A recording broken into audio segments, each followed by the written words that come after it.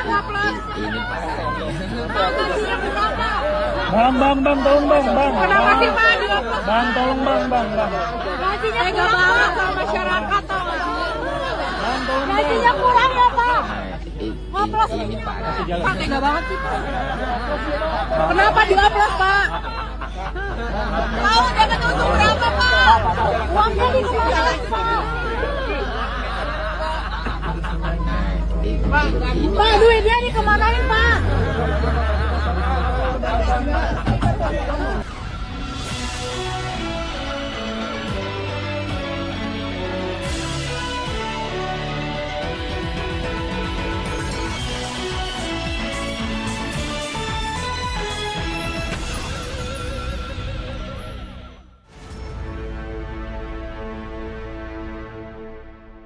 Assalamualaikum warahmatullahi wabarakatuh. Apa kabar? Kembali berjumpa dengan saya, Hersun Arif dari Forum News Network.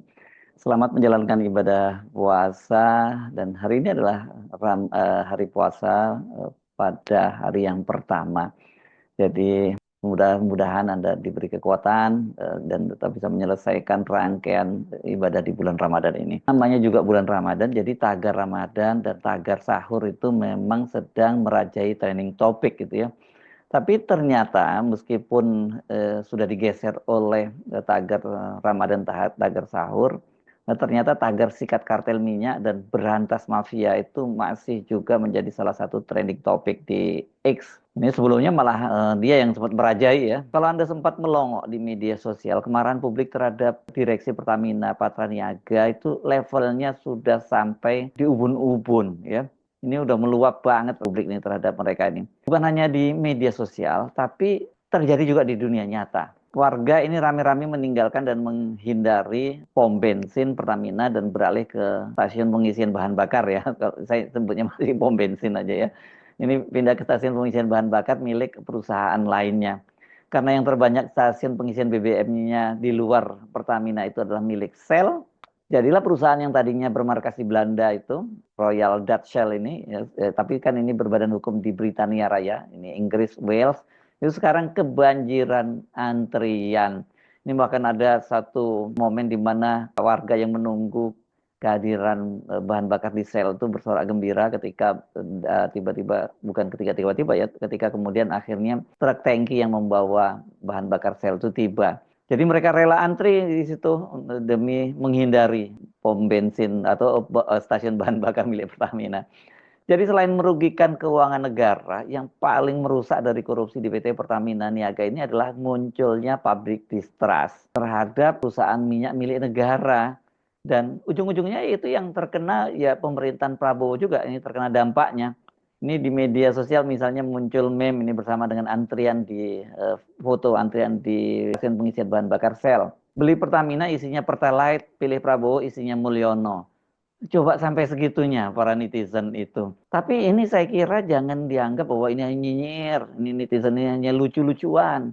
Ini adalah benih awal protes sosial yang bisa memunculkan disebut sebagai social disobedience, pembangkangan sosial, dan sekarang ini dimulai dalam bentuk protes yang sering juga disebut sebagai cancel culture. Ini di kalangan milenial, saya nggak tahu kalau Gen Z ya, cancel culture ini kan sekarang sangat ngetren ya. Secara sederhana istilah ini merujuk pada budaya secara pengenyahan atau dienyahkan atau diboikot atau perilaku membatalkan untuk menghukum seseorang kelompok akibat tindakan mereka yang dianggap salah. Dan apalagi ini bukan hanya salah, ini merugikan rakyat. Warga itu menghukum para petinggi Pertamina sekaligus ya para petinggi negara, sudah digaji besar bahkan sangat besar tapi masih saja korup. Sementara para petinggi negara, khususnya para penegak hukum, rakyat juga bertanya-tanya gitu, apa saja sih yang mereka kerjakan selama ini? Kok bisa sampai terjadi seperti ini, muncul korupsi yang nilainya sangat gede gitu ya. Dan kalau kita lihat jumlahnya, ini kan kasus korupsi di Indonesia itu makin lama makin meningkat dengan kelipatan yang sangat tinggi. Ini bukan lagi deret hitung tapi deret ukur. Bahkan saya membaca ini juga ada yang dia malah membuat klasemen korupsi, besaran korupsi di dunia. Dan ini termasuk yang terbesar ini. Coba bayangkan, kita kan baru saja digegerkan oleh skandal mega korupsi timah, itu sebesar 300 triliun. yang pada waktu itu orang juga udah geleng-geleng kepala. Sekarang muncul lagi kasus korupsi di BBM oplosan yang nilainya itu mendekati 1.000 triliun atau juga ini sebutnya kuadriliun. Ini angka yang kita pasti jarang dengar ya, dan itu terjadi dan itu korupsi lagi nilainya ya. Tapi bedanya dengan korupsi timah, yang merasakan dampaknya itu kan hanya dalam tanda petik ya, masyarakat di Bangka Belitung. Tapi kalau kasus Pertamina ini yang merasakan warga seluruh Indonesia. Kasus korupsi di anak perusahaan Pertamina ini memang ini benar-benar keterlaluan lah ya. Ini sudah nilainya sangat besar, bikin susah rakyat karena banyak kendaraan yang dipakai oleh mobil-mobil rakyat yang memakai bahan bakar oplosan itu rusak. Belakangan nih publik mengetahui bahwa para direksi dan komisaris PT Patra Niaga ini digaji sangat besar. Bahkan kalau menurut ukuran rakyat, apalagi mereka yang kehilangan pekerjaannya karena di PHK, atau nggak usah yang di PHK lah, yang mereka gajinya hanya UMR, ini gajinya mereka sangat-sangat besar ini ya. Seumur hidup atau bahkan 7 keturunan gaji UMR tuh nggak bisa dapat gaji, mengumpul kalau ditabung dapat duit seperti para direksi dan komisaris Patra Niaga ini. Jadi kalau hanya untuk menopang gaya hidup mewah mereka, itu sudah sangat-sangat cukup. Tapi namanya rakus, kemaruk, mohon maaf ini bajingan ya. Mereka ini ternyata ya terus aja masih kurang ya dan masih korup gitu. Kejaksaan Agung itu memperkirakan potensi kerugian negara mencapai 193,7 triliun itu pada tahun 2023. Dan karena itu terjadi selama 5 tahun terakhir ini, mulai tahun 2018, total akumulasi 5 tahun itu bisa mendekati 1 kuadriliun rupiah, yaitu 1.000 triliun. Nah, Kapus Penkum Kejaksaan Agung, Kepala Pusat Penerangan Hukum Kejaksaan Agung, Hardy Siregar menjelaskan perhitungan kerugian 193,7 triliun itu di tahun 2023 itu ya berasal dari 5 skema utama. Skema utama itu misalnya ya ini berkaitan dengan ekspor minyak mentah ilegal 35 triliun. Impor minyak mentah melalui broker 2,7 triliun. Impor bahan bakar minyak BBM melalui broker 9 triliun.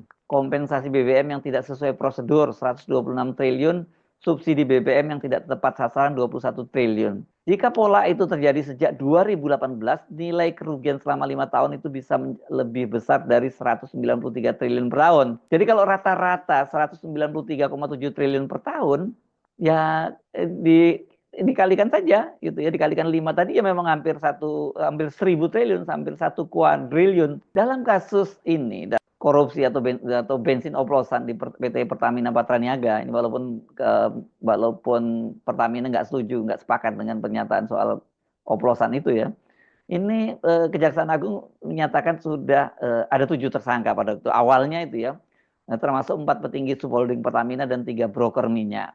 Petinggi subholding Pertamina yang jadi tersangka itu Rifa Sihaan, yang sekarang ini fotonya beredar di mana-mana dan dibuat meme dan benar-benar dicerca habis oleh seluruh rakyat Indonesia ini. Kemudian ada Yoki Fernandi, Direktur Utama PT Pertamina International Shipping. Kemudian Sani Dinar Saifuddin, Direktur Feedstock dan Product Optimization PT Kilang Pertamina International. Agus Purwono, Vice President Feedstock Management PT Kilang Pertamina International. Dan kemudian ada beberapa orang broker minyak yang terlibat. Salah satunya ini anaknya dari orang yang selama ini disebut sebagai mafia migas, yakni Rija Khalid. Itu disingkat namanya MKAR. Ini dia adalah beneficial owner PT Navigator Katulistiwa, DW Komisaris PT Navigator Katulistiwa, dan PT Jenggala Maritim, GRJ Komisaris PT Jenggala Maritim dan Direktur Utama PT Orbit Interminal, dan tersangka RS, SDS, dan AP. Mereka ini diduga memenangkan broker minyak mentah dan produk kilang melalui mekanisme yang melanggar hukum. Gimana itu skemanya itu? DW dan GRJ berkomunikasi dengan AP untuk menetapkan harga tinggi, spot price saat persyaratan belum terpenuhi, lalu mendapat persetujuan untuk impor produk kilang. Selain itu diduga juga RS ini membeli Pertamax RON 92 padahal yang sebenarnya diimpor adalah Pertalite RON 90 atau yang lebih rendah. Nah, Pertalite ini kemudian di blending, di storage depo untuk dijual sebagai RON 92. Padahal praktik tersebut dilarang. Jadi yang di blending Pertamina itu ya dioplos sebenarnya gitu ya. Sementara YF selaku Dirut Pertamina International Shipping diduga melakukan markup kontrak pengiriman minyak, menyebabkan negara harus membayar fee tambahan 13-15% secara ilegal. Ini benar-benar bajingan ya memang mereka ini ya. Keuntungan dari praktek itulah yang kemudian diduga mengalir ke tersangka tadi yang anaknya Rija Khalid yang namanya disebut MKAR. Ternyata tidak Kejaksaan Agung tidak berhenti hanya pada 7 orang tersangka tadi, ada 2 tersangka baru lagi, yakni Direktur Pusat Pemasaran Pusat dan Niaga PT Pertamina Niaga Maya Kusmaya dan Vice President Trading Operation PT Pertamina Patra Niaga Edward Corne. Ini dalam keterangannya pers ini Kapus Penkum menyatakan bahwa 2 tersangka itu kita panggil dan kemudian mereka itu diperiksa sampai pukul 14 dan yang bersangkutan belum hadir sehingga kemudian dijemput di kantornya. Oh, ini penjelasan dari Direktur Penyidikan Jaksa Agung Muda Pidana Khusus Kejaksaan Agung Abdul Kohar. Ini Bapak yang dulu yang kemarin ribut soal pakai jam tangan mewah dan ngakunya palsu itu. Itu penjelasannya hari Rabu tanggal 26 Februari. Dengan tambahan 2 orang itu total ada 9 nama tersangka dalam kasus dugaan korupsi PT Pertamina Subholding ini ya. Nah, modusnya itu loh yang bikin sebel ya. Karena Pertamina bolak-balik membantah itu oplos tapi katanya cuma di blending. Dan juga kemudian menjamin bahwa BBM pertama aman. Tapi kan kemudian banyak sekali netizen yang melakukan, yang menunjukkan bahwa apa yang dibilang aman karena ternyata faktanya ketika dibandingkan antara Pertalite dengan Pertamax itu warnanya juga sama dan warna yang sama itu kan indikator bahwa ya ini kandungan RON-nya sama karena kan memang BBM di Pertamina ini di RON-nya itu dibedakan dengan warna-warna yang diberikan begitu ya. Kalau warnanya sama ya itu berarti produk yang sama. Dan sebelumnya itu kalau mau dibantah juga kan heboh ya di netizen itu banyak sekali mobil yang menggunakan bahan bakar dari Pertamina. Ini yang rame kemarin di Cibinong itu ya. Mereka terpaksa turun mesin begitu ya karena hancur nih mesinnya. Makanya itu yang nggak mengejutkan kalau mereka rame-rame meninggalkan pom bensin Pertamina. Yang bikin sebel, nah ini nih yang benar-benar bikin sebel, bukan sebel, malah ngamuk nih ya publik itu karena mereka ternyata gajinya gede banget ini. Ini saya membaca banyak media yang memuatnya ini. Estimasi gaji dan kompensasi itu berdasarkan laporan keuangan tahun 2023. PT Pertamina Patra Niaga itu total kompensasi yang diberikan kepada manajemen kunci termasuk dewan direksi dan komisaris mencapai 19,1 juta dolar Amerika Serikat atau 312 miliar. Patokannya aja pakai dolar loh mereka ini ya. Dengan 7 anggota dewan komisaris dan 7 anggota dewan direksi, ini aneh juga ini ngapain kok ada komisaris sampai 7 orang itu ya. Ngawasin apakah 1 orang ngawasi 1 orang direksi gitu ya.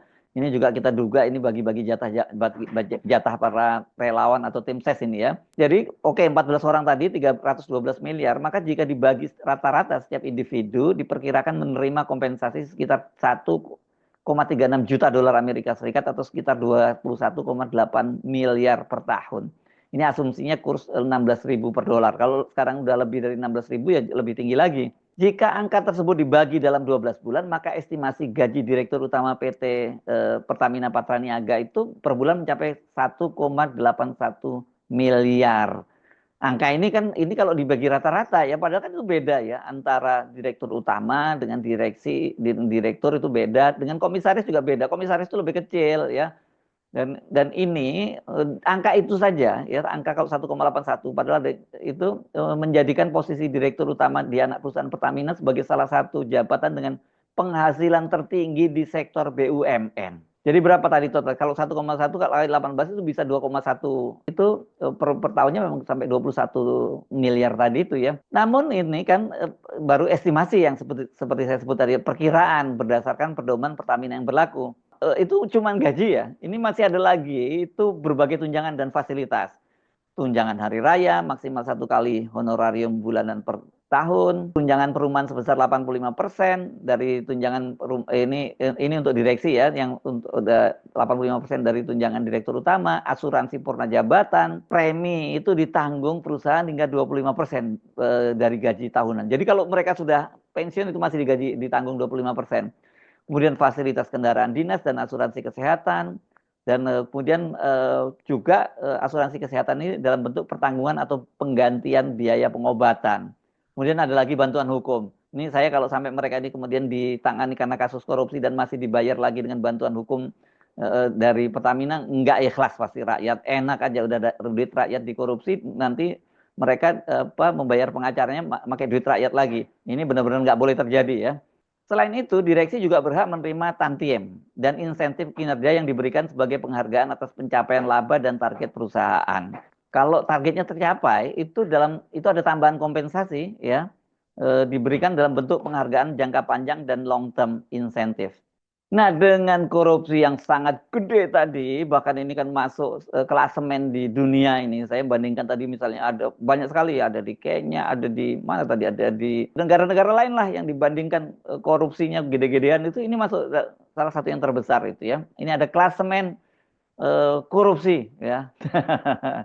Nah, udah klasemen korupsinya tertinggi, sekarang ini ternyata gajinya juga gede. Ini kan gimana orang-orang seperti ini, gaji udah sangat gede tapi masih kemaruk, rakus ya, untuk korupsi lagi gitu.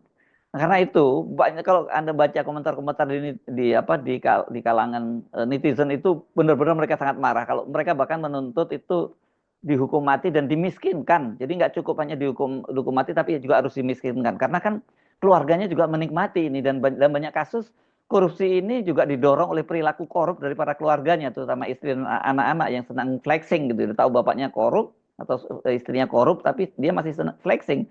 Ini benar-benar keterlaluan lah gitu ya. Nah, tapi apakah mungkin dalam kasus seperti ini dihukum mati ya?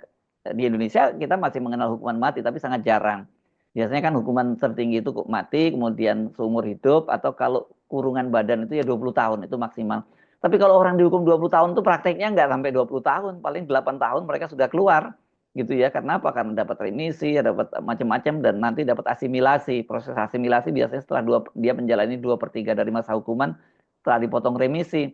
Belum lagi kan para koruptor itu, kalau mereka dihukum misalnya di LP Sukamiskin, wah itu dipastikan mereka itu hidupnya masih enak, bisa jalan-jalan, masih bisa mengambil fasilitas macam-macam dan sebagainya.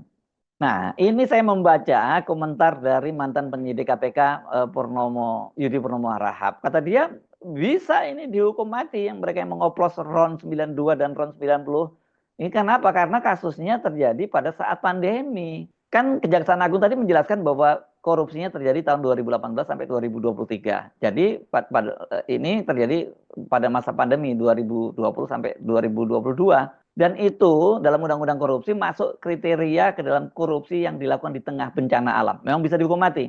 Karena perbuatan dan peristiwa korupsi pengelolaan minyak mentah sama waktunya atau beririsan dengan pandemi COVID, di mana mereka masih beroperasi memanipulasi bensin, maka layak mereka ini dihukum mati. Saya kira pasti mereka ini Anda semua setuju ya kalau dihukum mati ya. Dan ini katanya sesuai dengan Undang-Undang Tipikor. Dan apalagi kemudian yang jadi korban itu adalah rakyat yang jadi korban langsung. Dalam Undang-Undang Tipikor, kata Yudi Purnomo, itu pasal 2 ayat 2 menyatakan bahwa pidana mati dapat dijatuhkan dalam tindak pidana korupsi yang dilakukan dalam keadaan tertentu. Udah benar, harus dihukum mati ini ya. Dan dimiskinkan keluarganya.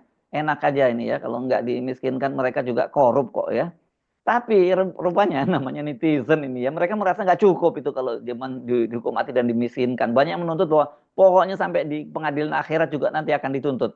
Ada juga yang minta bahwa dihukum tambahan minum oplosan bensin oplosan bahan bakar oplosan 18.000 liter. Macam-macam, ada yang minta dihukum picis dan sebagainya. Ini betul-betul rakyat marah ya. Makanya kalau kemudian aparat penegak hukum nanti ternyata masih berani main-main, ini nanti kemudian hakim memutuskan lebih ringan atau bahkan jangan-jangan bebas begitu. Ini dipastikan rakyat akan semakin marah, dan ini dampaknya adalah kredibilitas pemerintahnya Pak Prabowo. Saya membaca komentar dari Pak Mahfud MD yang menyatakan bahwa Kejaksaan Agung berani melangkah maju menyelidiki kasus korupsi Pertamina. Ini dipastikan katanya di backup oleh Presiden Prabowo. Kalau nggak mungkin itu terjadi. Rupanya selama ini banyak sekali ya kasus-kasus serupa itu ya. Karena presiden nggak ada political will dari presiden, ya aparat penegak hukum nggak berani bertindak. Saya Hersubunur Arif dari Forum News Network. Sampai jumpa lagi. Wassalamualaikum warahmatullahi wabarakatuh.